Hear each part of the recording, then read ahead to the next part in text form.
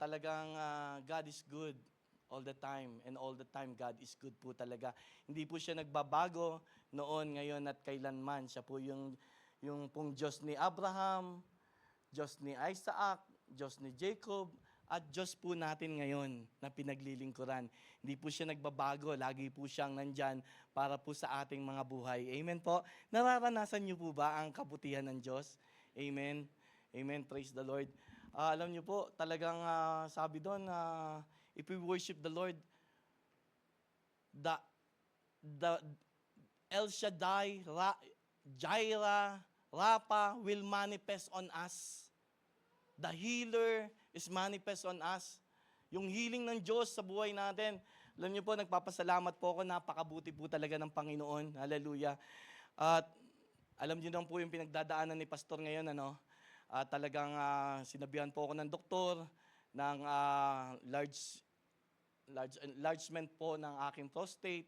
At po talagang hirap na hirap po ako makaihi talaga. Talagang hirap na hirap po ako talaga. At pina-ultrasound na ako. At pumunta po ako nung Wednesday. Nung pumunta po ako ng Wednesday, nagpapasalamat po ako sa Panginoon. Pagdating ko po doon, ang ibang pong doktor ang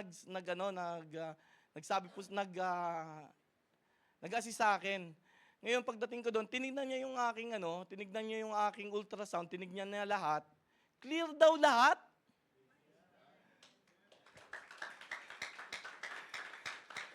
Clear daw lahat. Alam niyo po, sabi niya, a-attend ako sa church niyo mamaya. A-attend daw siya dito, yung doktor, mamaya.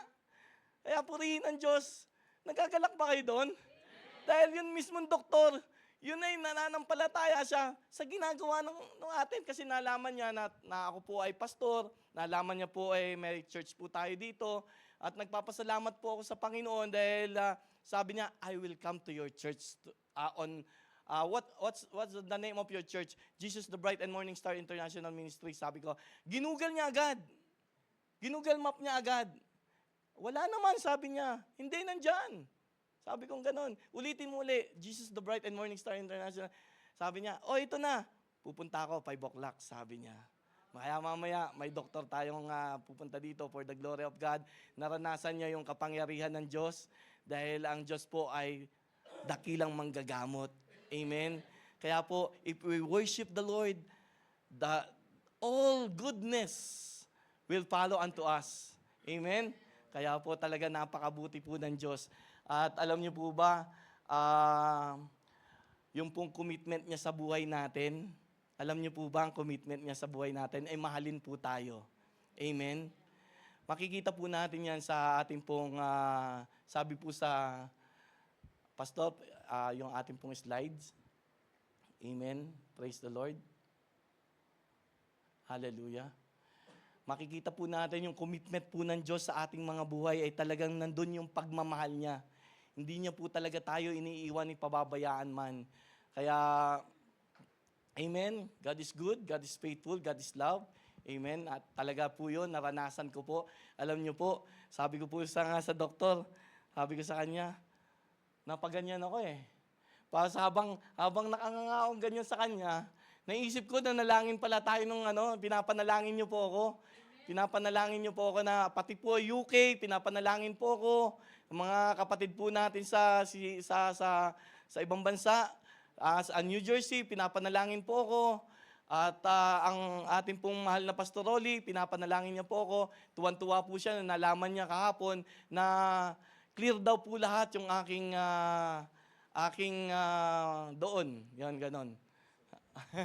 Opo, salamat po sa Panginoon. Kaya po, yung commitment po ng Lord sa buhay na balik po tayo, yung commitment po ng Lord sa atin, talagang mahal na mahal niya tayo. At makikita po natin yan sa kanyang salita sa Jeremiah 31 verse 3.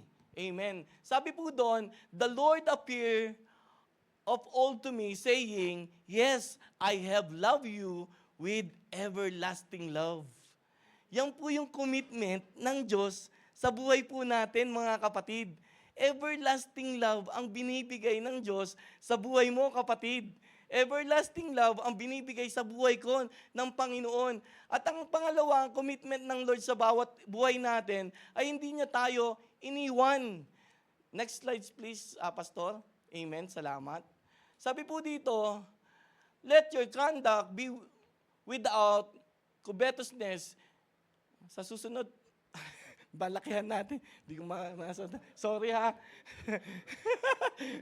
Dito na lang po. Let your conduct be without covetousness. Be content with such things as you have.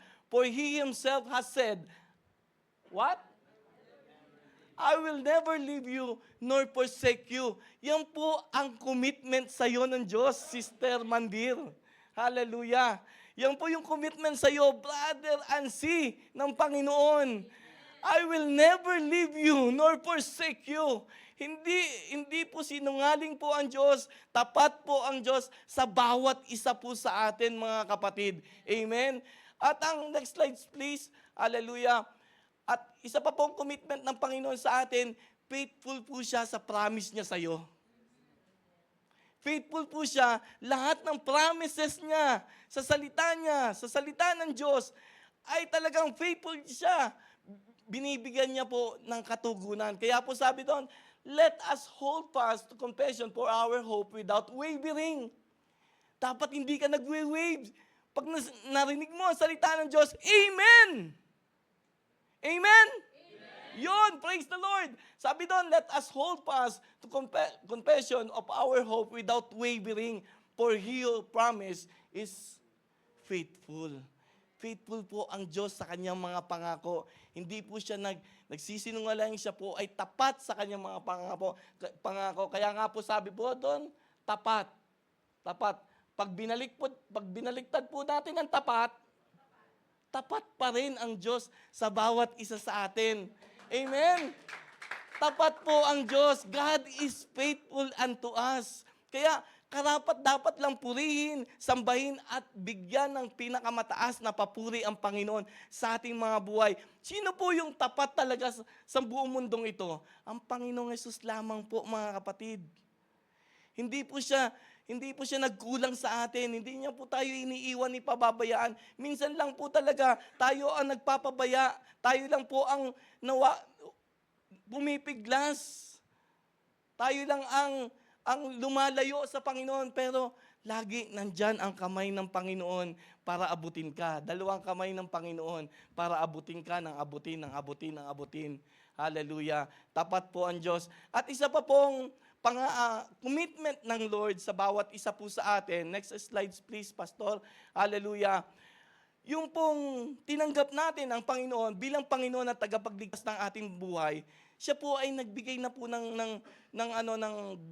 guarantee para po tayo ay samahan sa ating journey ng ating pananampalataya. Kasi sabi po dito, being confident of this, that He who began a good work in you will carry it on to completion until the day of Jesus Christ.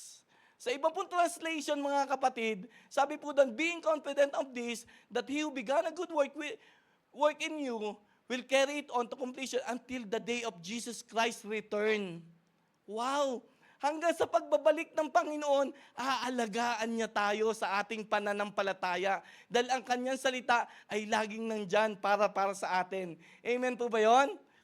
Hallelujah! Napakabuti ng Panginoon, ano?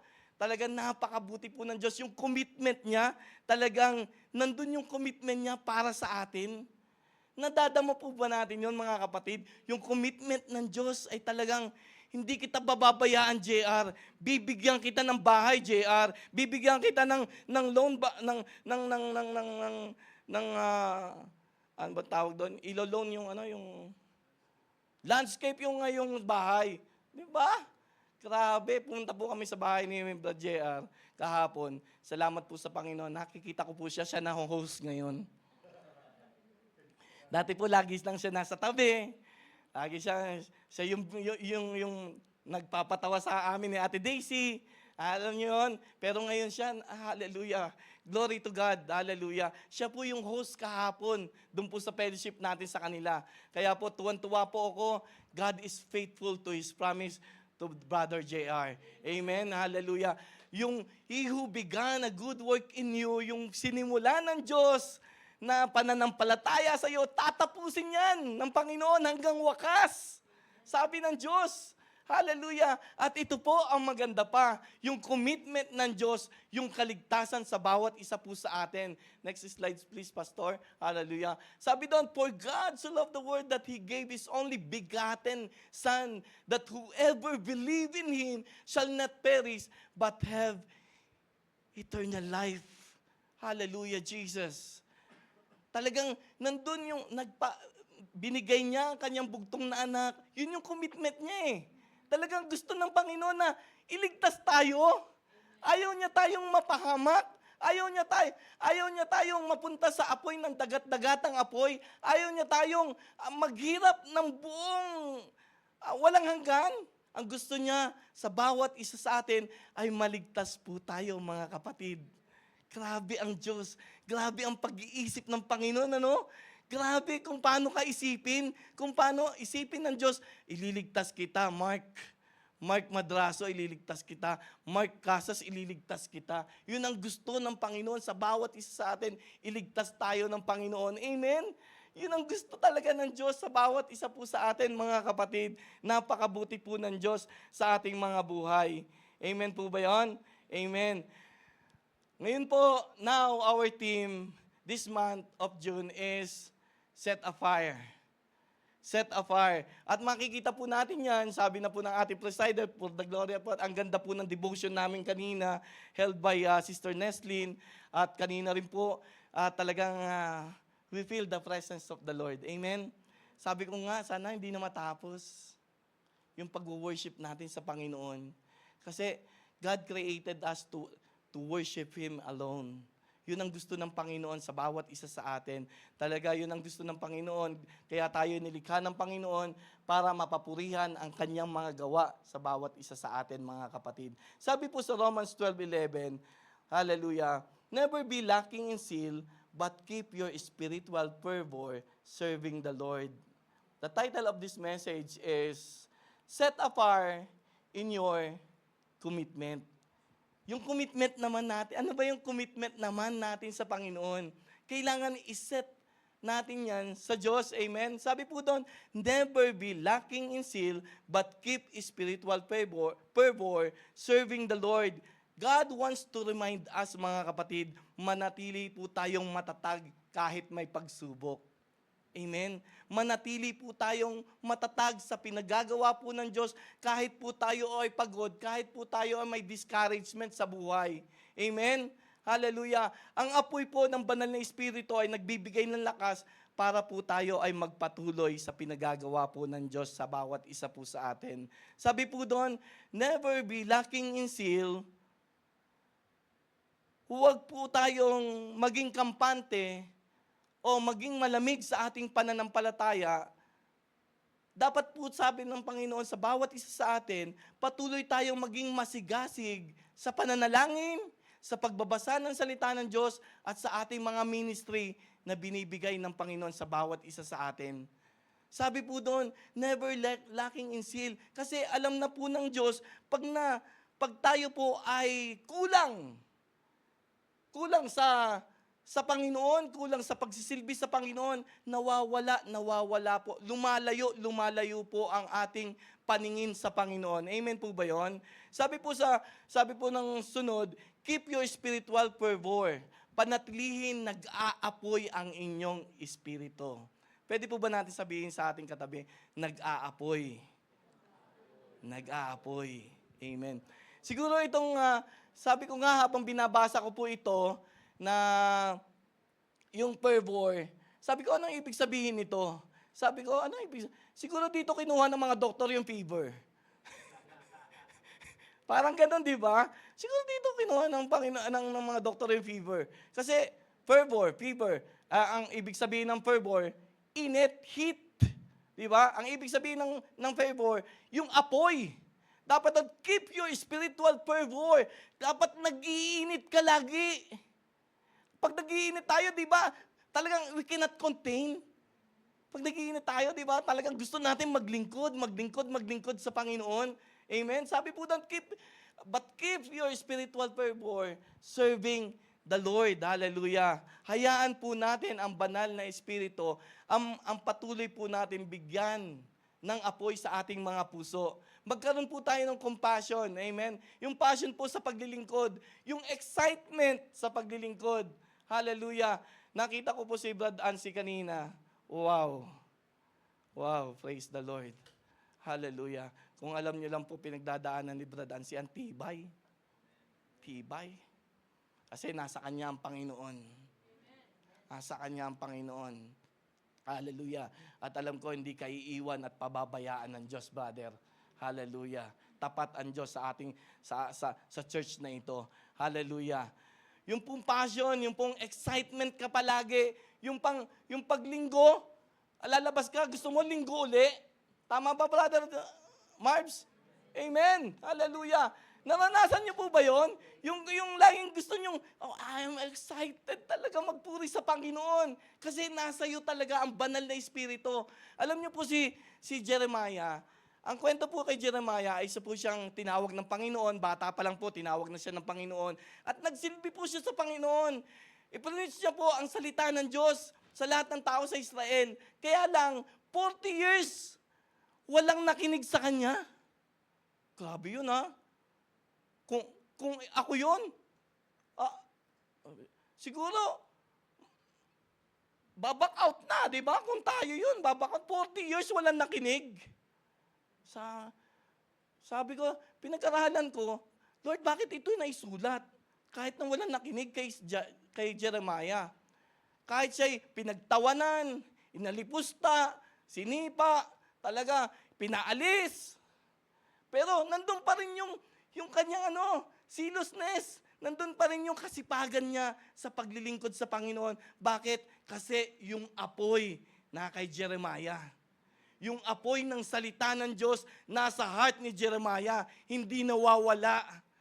Kahit matindi ang pinagdadaanan, kahit pinagtatawanan, kahit inaalis-pusta, kahit chinichismis, kahit anong ginagawa, pero nandoon siya, laging mayroon excitement sabihin ang salita ng Diyos. Sabi ko, Lord, bakit ito naisulat? Para atin pong tularan. Kasi marami po talaga, sineshare natin, talagang hindi maniwala sa atin. Hindi maniwala sa salita ng Diyos. Hallelujah. Marami pong tao talagang ayaw nila ang salita ng Diyos. Ayaw nila, pag narinig nila, allergic daw sila. Allergic no? Yung bang may eczema sila pagkatapos. Kasi ako po yun, ganun po ako dati. Ano ba yan? Magbabasa ng salita ng Diyos, magbabasa ng salita ng Diyos,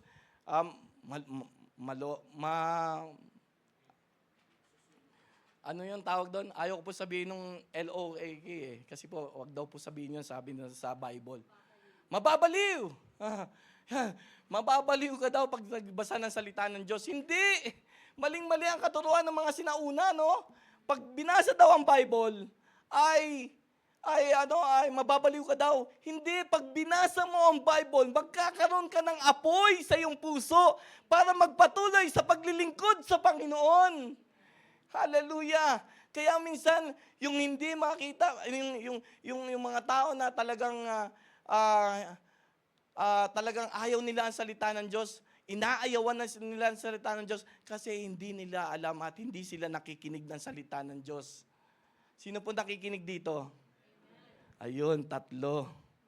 Amen. Praise the Lord. Katulad po ni Jeremiah, hindi po talaga sumuko. Amen. Hindi po siya sumuko ng laban. But Ansi, hindi siya sumuko. Ang tindi ang kanyang pananampalataya sa Panginoon. Hallelujah. Ang tindi ng kanyang, yung pagmamahal niya sa Panginoon. Ganun din tayo.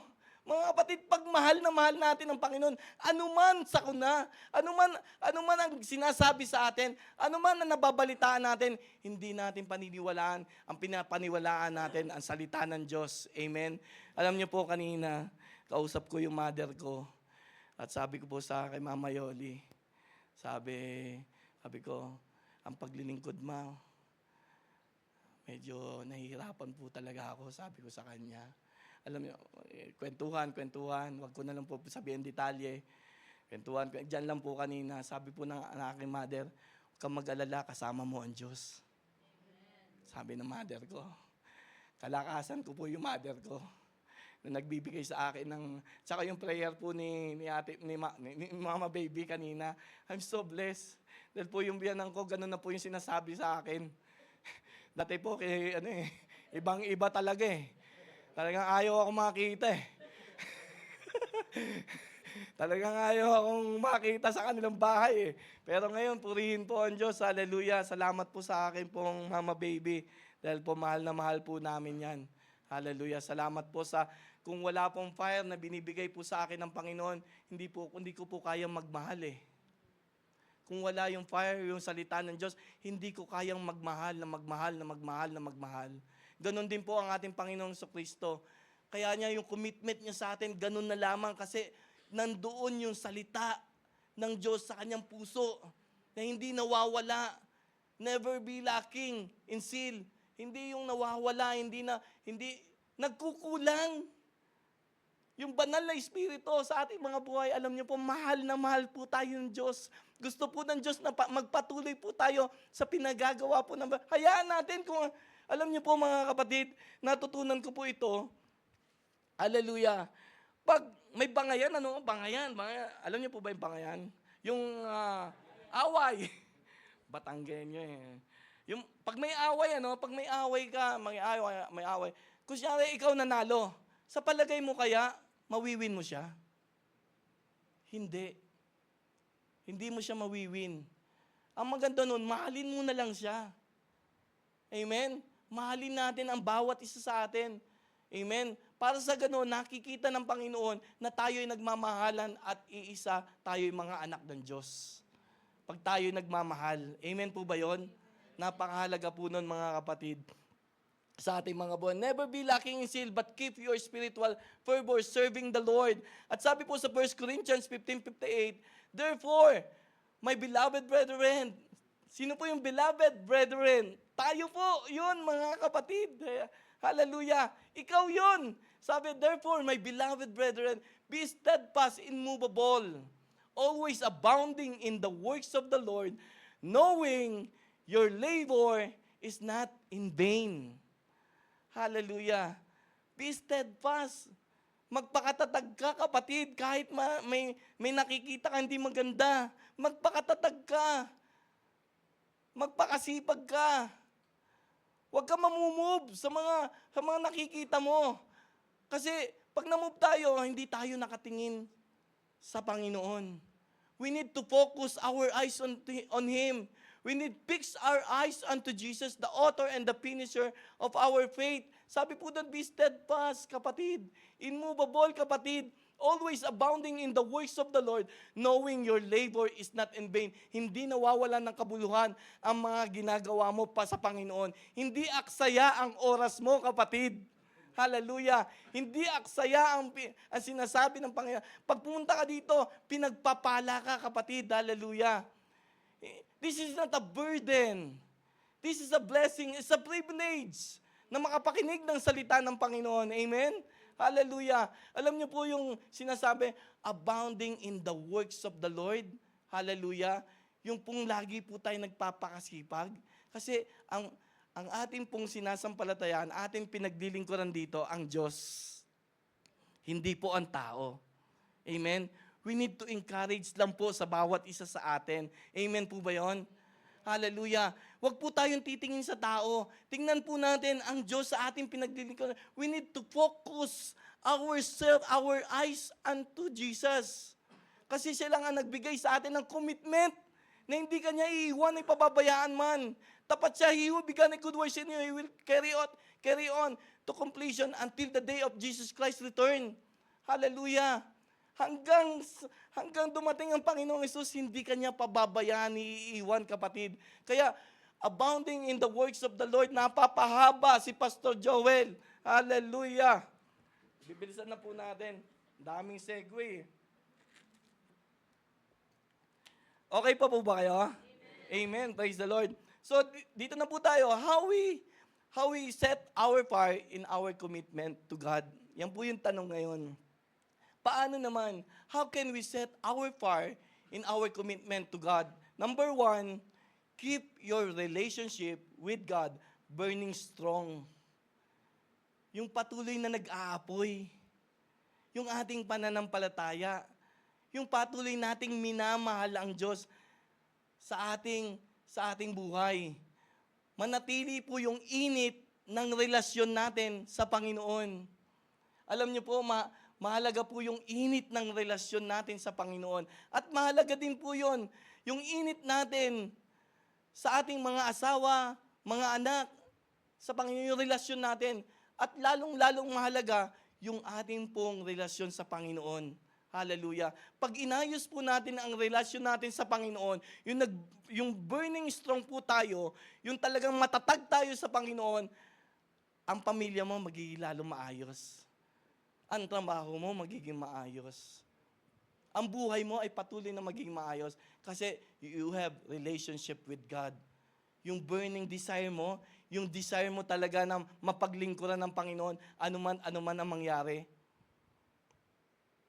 Nandun yung inyong pananampalataya sa Panginoon. Kaya po sabi ni Jeremiah 20, sabi po ito, His word is my heart like a fire. His word is in my heart like a fire that shut out in my bone. I am weary of holding it in. Indeed, I cannot. Sabi po doon, sinisikap niya daw pong tiisin. Tiisin niya yung word ng Lord na huwag sabihin sa mga tao. Kasi nga, nararanasan niya. At hindi nararanasan niya sa mga panahon na yan. At tinitiis niya po na huwag sabihin, huwag i-share ang salita ng Diyos, pero hindi po siya mapakali kasi yung apoy nasa kanyang puso, sabi po doon.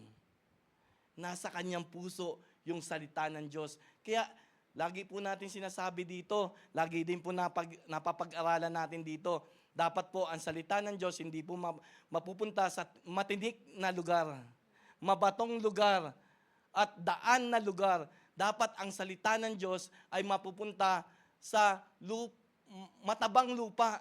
Ano po yung matabang lupang yun? Yun po yung ating mga puso. Ilagay daw po natin sa ating puso ang salita ng Diyos. Anuman dumating na pagsubok, anuman dumating na discouragement, anuman dumating na trial sa ating buhay, nagpapatuloy tayo sa pinagagawa ng Diyos. Marami pong mga kapatid, marami pong tao, sa simula, apoy na apoy. Pero pag panandalian, nawawala yung apoy, nawawala. Kaya napakahalaga ng team po natin ngayon. Makinig po tayo, set a fire in your commitment, kapatid.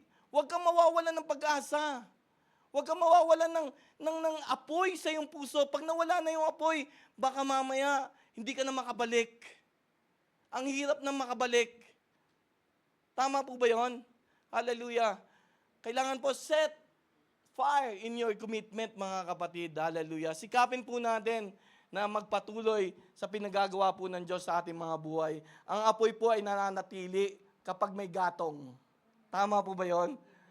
Pag ginagatungan mo, yung apoy, katulad ng sabi ni Sister Neslin sa devotion namin, pag tayo po ay nagkakamping, si Brother Noli laging lagay ng apoy. Lagay po siya ng lagay ng apoy para uminit po yung lugar. Ganon din po tayo. Kailangan po natin, para yung commitment natin tumibay, maglagay po tayo ng gatong. Ano po yung gatong? Yung pananalangin, yung pagbabasa ng salita ng Diyos, yung pagsamba mo sa Panginoon. Yung po yung mga gatungan natin. Kasi pag wala nun, yung tatlong yon, mahirap tumibay ang ating pananampalataya sa Panginoon. Ang hirap natin magbago. Ang hirap natin makita ang kaluwalhatian ng Diyos. Ang hirap mo makita ang kabutihan ng Diyos sa buhay mo. Makikita mo ang sarili mo lang. Hirap ako eh. Hirap na hirap ako. Kasi hindi ka nakatingin kay Jesus. Ang nagbibigay sa iyo ng lakas. I can do all things through Christ who strengthens me. Sabi ng Panginoon sa Philippians 4:13. Binibigyan tayo ng Panginoon ng lakas para mapagtagumpayan natin ang lahat ng pagsubok ng ating mga buhay. Amen po ba yun? Parang hindi kayo natutuwa. Natutuwa pala. Praise the Lord. Hallelujah. Nakakatuwa po ang salita ng Diyos, ano? Hindi ka niya talaga iiwan na pababayaan man. Hallelujah. Lagyan po natin ng gatong. Sumamba po tayo sa Panginoon. Yung salita niya, basahin po natin. Kahit isang verse lang po, okay po yun. Isang verse na lang yan, ha? Isang verse lang po. Buksan naman natin yung mga Bible natin na naaalikabukan na doon sa bahay. Ano po? Tama po ba yun? Buksan mo, kapatid. Hallelujah. Kahit isang verse lang. Hallelujah. Sabi nga ng doktor, 1 apple a day keeps the doctors away. Sabi ko naman, 1 chapter a day keeps the devils away. Amen. Diba? Yun eh.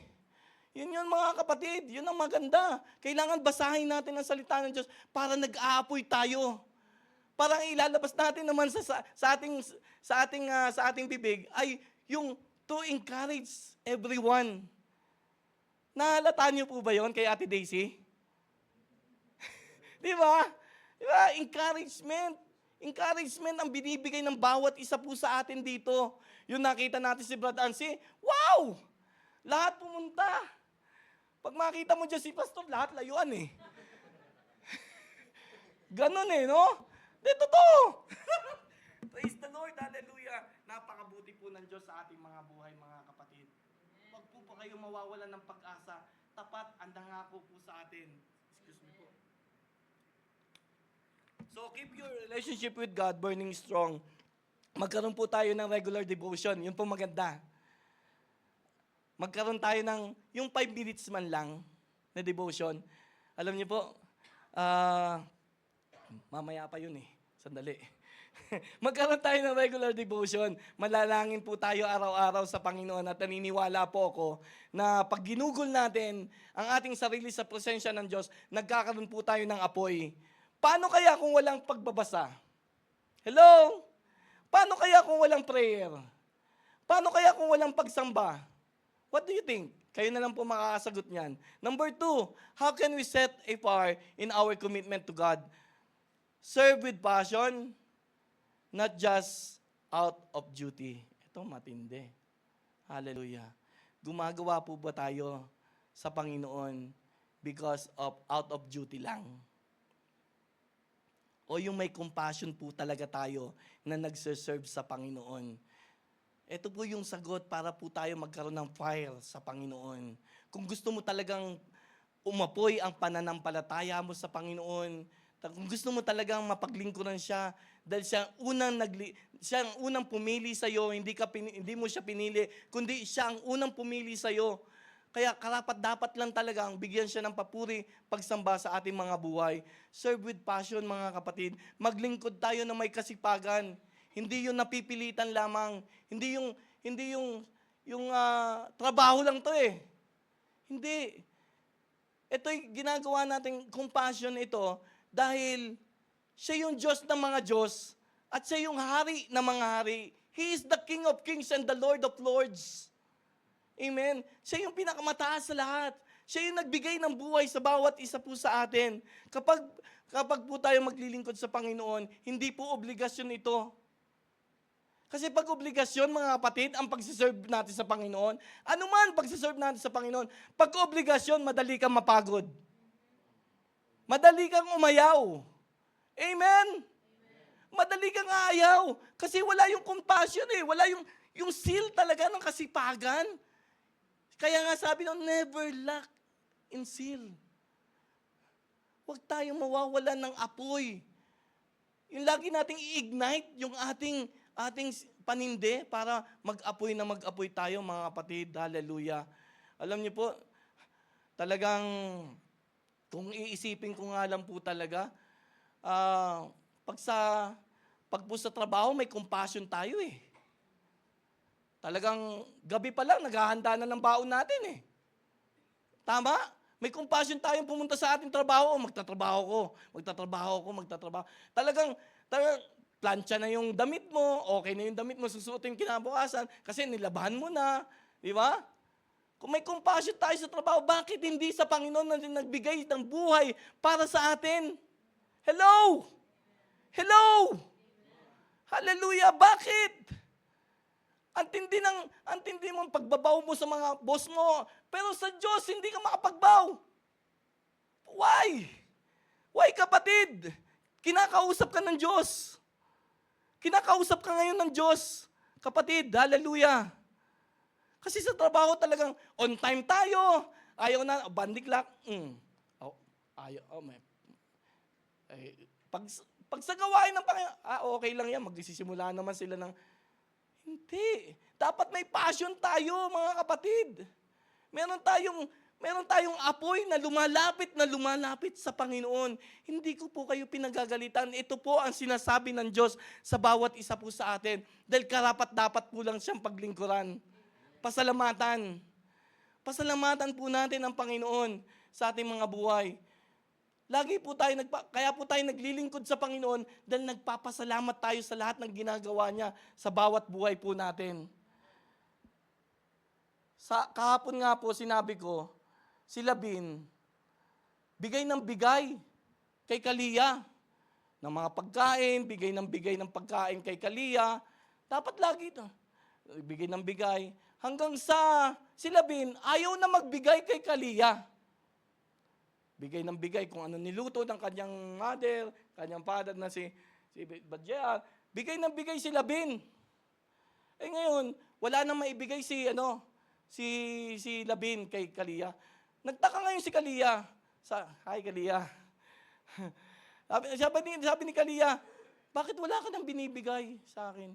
Kasi hindi ka nagbabalik ng lalagyan eh. Diba? It makes sense ba? Amen. Dapat nagbabalik tayo sa Panginoon. Nagsisilbi tayo sa lahat ng ginagawa niya sa buhay natin. Hindi tayo kabig lang ng kabig. Pengi noon. No, ibalik naman natin. Lord, sinasamba kita. Pinapasalamatan kita. Dinadakila kita. Maglilingkod ako. Whatever it is. Anuman sitwasyon ng aking buhay, ako man ay nahihirapan, ako may pagod, ako man ay may discouragements, hindi, Lord, maglilingkod ako. Gagawin ko ang pinagagawa mo, Lord. Ganun dapat, mga kapatid. May apoy ka lagi sa iyong puso.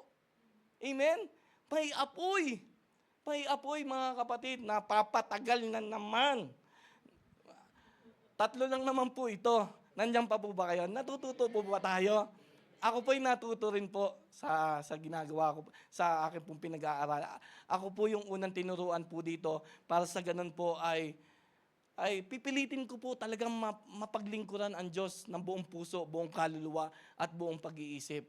Sabi nga ng doktor, clear lahat. Ha?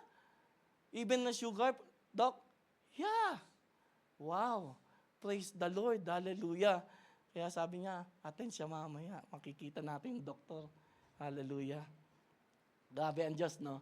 Sabi ko nga po, itong mga pagsubok po natin sa buhay, pag tayo po ay nagpapatuloy, naglilingkod, yung pagsubok na yun, gagamitin ng Lord yun para mapapurihan ng Diyos sa ating mga buhay. Pag nagpapatuloy ka, pag talagang ginagampanan mo ang commitment mo sa Panginoon. Alam ko po, ang bawat isa dito may commitment sa Diyos. Alam ko po, ang bawat isa dito may ministry na gustong ibigay ang Panginoon sa kanilang mga buhay. Lagi po natin tandaan, serve the Lord with gladness. Hindi po kayo mawawalan. Magkakaroon pa kayo. Lagi ko po sinasabi yan. Huwag tayong, number 3 po. Meron na naman eh. Number 3, how can we set apart in our commitment to God? Wow, hallelujah. Sabi po doon, number 3, remain faithful even through trials. Hallelujah. Manatiling matatag kahit may pagsubok.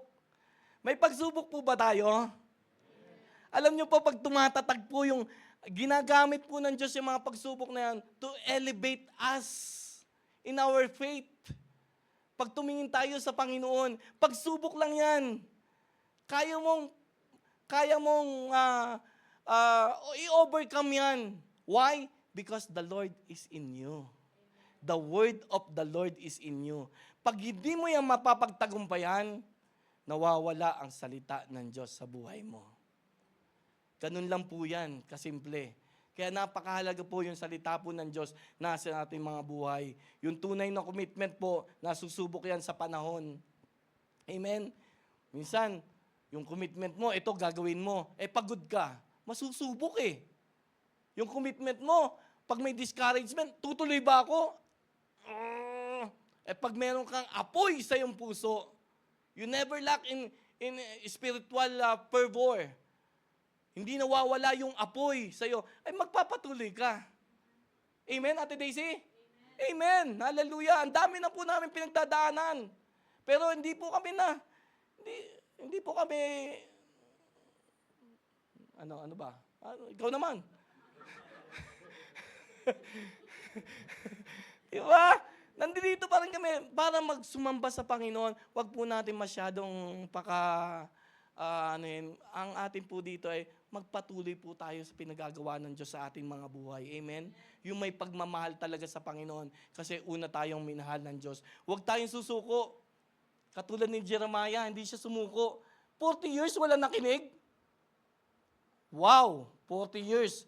Ikaw, pumunta ka dyan, one day, walang nakinig. Pastor MJ, wala po nakinig eh.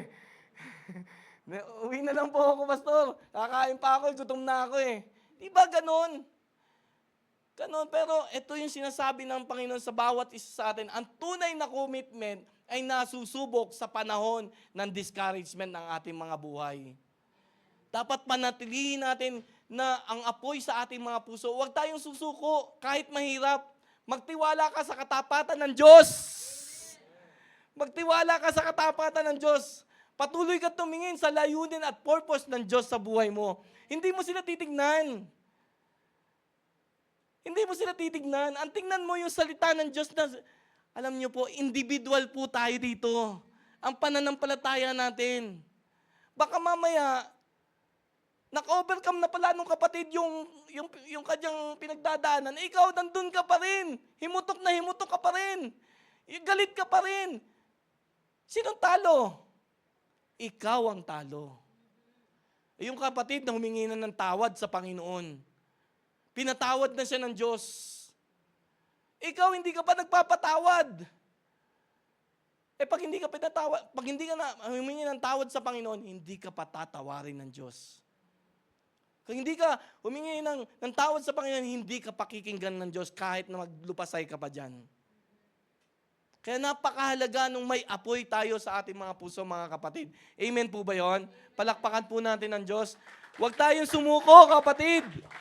Kahit mahirap, hallelujah, remain faithful even through trials. Amen, hallelujah. We need to focus, we need to be steadfast, immovable, always abounding in the works of the Lord, knowing your labor is not in vain. Katulad po ni Jeremiah, hindi po siya napagod. Yung commitment po niya, parang ganito yan eh. Ang ibig po sabihin ng commitment, sinabi ko na po dati, matagal na ito eh. Sa mga naglilingkod sa Panginoon, sinabi ito.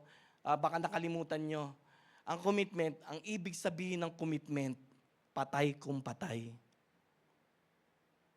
Hello? Commitment mo yun eh. Tingnan mo, ang Panginoong Jesus, commitment niya na tayo'y iligtas. Na tayo ay maligtas, kapatid. Tayo ay pumunta sa heaven, hindi sa hell. Commitment niya yun sa atin. Kaya kahit mahirap, papako siya sa krus. Hallelujah, para sa iyong kasalanan.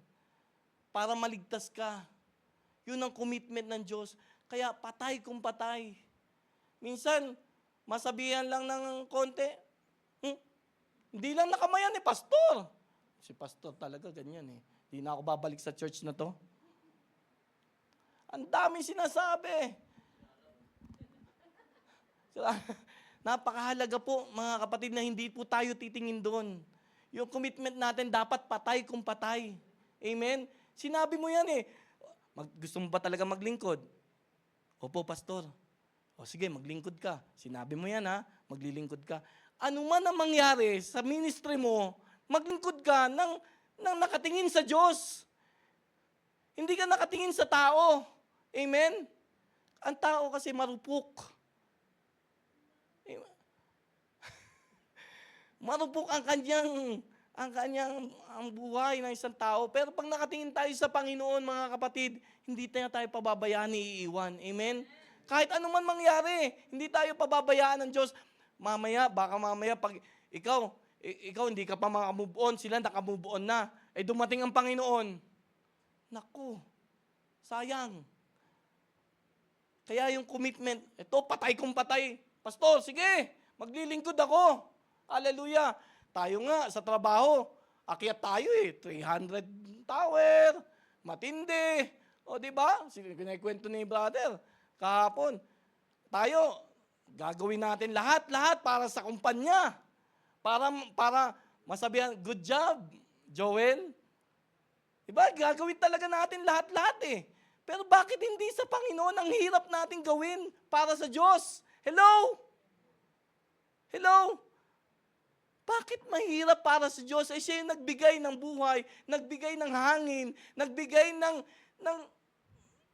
ilong, ng mata, ng bibig, ng kamay, ng paa. Buti na nga lang, hindi binigay sa'yo, puro mata Mata. Ang pangit naman yun, puro mata tayo. Di ba? Binigyan talaga tayo ng buhay ng Diyos para paglingkuran siya. Kaya yung commitment natin, patay kung patay mga kapatid. Hallelujah. Katulad ni Daniel. Naalala ko si Daniel. Hallelujah. Si Daniel, sabi ng ni Haring Nebukadnezar. Yun. Nabukadnezar. Sabi, walang mananalangin, kundi sa rebulto lang ito. Sabi ng hari. Pero hindi nanalangin pa rin siya 3 beses isang araw.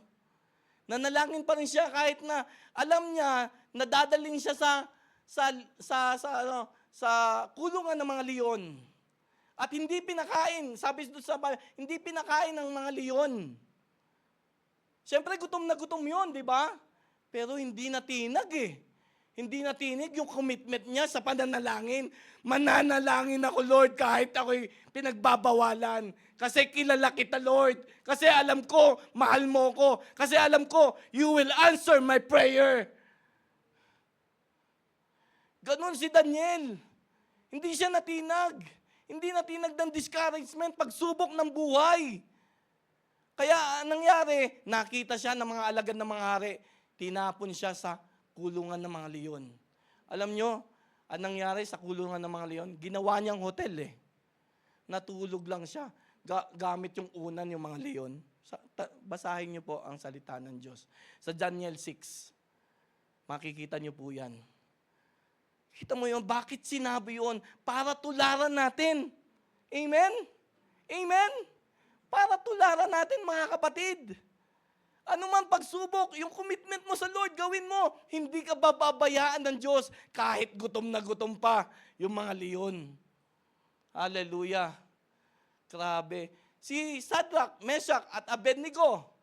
Di ba? O sabi, manalangin kayo sa rebultong ito. Hindi kami mananalangin dyan.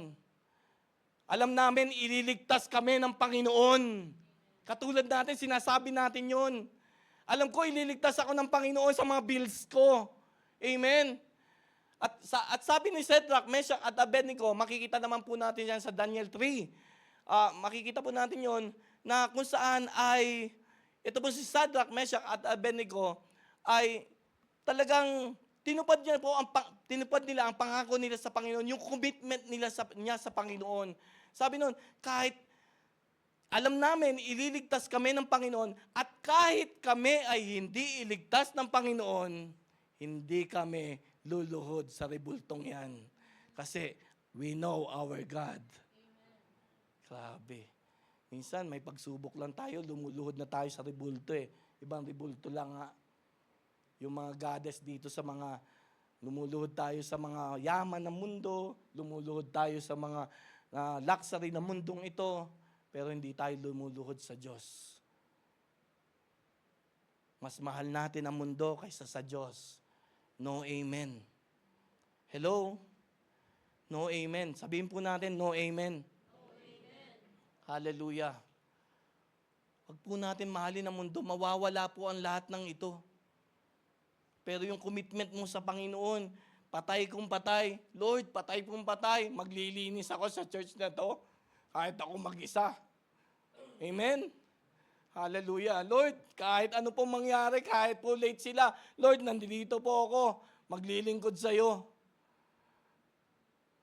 Lord, kahit po walang ulam mamaya, maglilingkod ako sa iyo. Parang ang pamilya ng JBM sa iyo, pagkakain talaga. Hindi. De, totoo po, no? Kahit walang pagkain, maglilingkod tayo sa Panginoon. Amen? Kasi mahal natin ang Diyos. Katulad ni Shadrach, Meshach at Abednego at katulad po ni Daniel. Ito, true to life story po ito. Meron pong isang manggagawa sa simbahan na patuloy po naglilingkod kahit pagod. Kahit po galing trabaho. Kahit hindi po niya nakikita yung mga papuri ng tao. Kahit hindi po niya nakikita yung palakpak ng mga tao, naglilingkod pa rin siya sa Panginoon.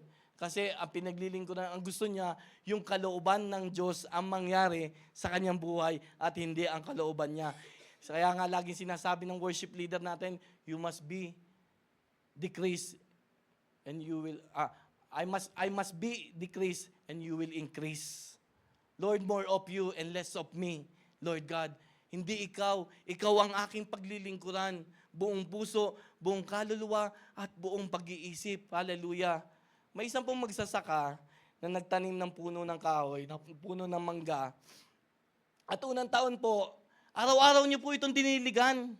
Araw-araw niyo po itong inaalagaan. Ngunit hindi agad namunga. Maraming beses talagang natutokso siyang patayin na lang yung punong yon. Maraming beses na talagang wag na lang alagaan, wag nang gawin. Pero nandun yung kanyang pagtitiwala na mamumunga yung punong kahoy na yon, yung punong manggang yon. At dumating ang panahon, halos na talagang matuyo na yung apoy. At ang mga kapitbahay niya, hindi na, lalago yan. Huwag ka na dyan, huwag mo nang alagaan yan. Huwag mo nang diligan yan. Wala naman, hindi naman namumunga yung mga yan eh. Huwag mo nang diligan yan. Pero ganun pa man, naglingkod pa rin. Diniligan niya pa rin. Inalagaan niya pa rin. Talagang inalis pa rin niya yung mga tinik para talagang mamunga. One day, hallelujah, nagkaroon ng flower, yung mangga. At pagkatapos ng flower, bunga na, di ba? Nagkaroon ng bunga. So yung mga ginagawa pala natin sa Panginoon, hindi nasasayang. Ano man yun, yung ministry mo na pinagagawa sa iyo ng Diyos, hindi sayang yan, hindi aksaya ng oras yan. Hallelujah. Mas malaki ang binibigay ng Diyos sa buhay natin kaysa binibigay ng kumpanya natin, kapatid. Hello? Binibigyan pa tayo ng time ng Diyos. Amen? Pag wala ka ng time, ano ka na? Yatap na. Di ba? Patay na tayo kung wala na tayong time dito sa mundong ito. Binibigyan pa rin tayo ng time para maglingkod sa Panginoon. Amen po ba yun? Hallelujah. Napakahalaga po na maglingkod po tayo sa Panginoon. Kasi po, sabi po sa Galatians 6:9, alam ko po ay nakikinig pa po kayo. Amen? Sabi po dito, let us not become weary in doing good. Ang galing ano? Galing ng salita. Let us not become weary in doing good. Doing good ba ang pagdalo ng gawain? Amen. Doing good. Doing good ba ang pananalangin? Doing good yun. Doing good ba ang pag-worship dito? Doing good yan. Hallelujah. Doing good ba ang pagba-Bible study? Doing good yan. Hindi yan kawalan, kapatid. Sabi doon, for the proper time, you will reap a harvest if you did not give up. Hello. Amen. Hello. Kaling ano? Kaling ng Diyos. Kumbaga, ini-encourage talaga tayo ng Panginoon. Talaga magpatuloy sa commitment natin sa Diyos. Alam niyo po, sa tuwing na lang darating ang anniversary natin, laging may ginagawa ang kalaban. Pero alam niyo po, wag po kayo mapapatinag, wag po kayo magpadaya. Tapat po ang Diyos sa buhay natin. It's proven and tested ko na po yan, mga kapatid. Let us not become weary in doing good. In proper time, JR, in proper time, hindi lang bahay ang bibigay sa iyo ng Diyos, mansyon.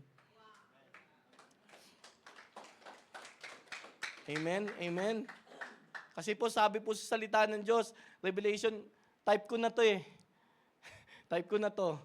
Itong Revelation 2:10, nung binasa ko po mga kapatid, talagang God remind me on this. Sabi po dito, do not be afraid of what you are about to suffer. I tell you, sabi ng Lord, the devil will put some of you in prison to test you. To test you. Sabi doon, and you will suffer persecution for 10 days. Be faithful. Sabi ng Panginoon sa'yo. Sabi doon, be faithful even to the point of death, and I will give you life as your victor's crown. Wow! Hallelujah! Bibigyan ka ng victor's crown ng Panginoon. Tan, tanananan, tan. Batang mabait. J.R. Guardania. Tan, tanananan, tan. Victor's crown. J.R. Guardania. Tan, tan. Ganon yung paglakad sa langit. Siguro lang. Pero, meron kang victor's crown. Ang sarap nun, pag yung commitment mo, ginagampanan mo. Amen? Paano kaya kung hindi gampanan? Nandun ka sa dulo.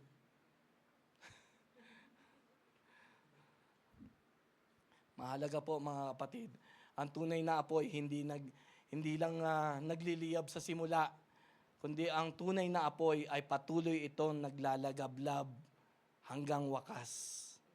Amen? Amen? Praise the Lord. Akin pong tinatawagan ang worship team. Hallelujah.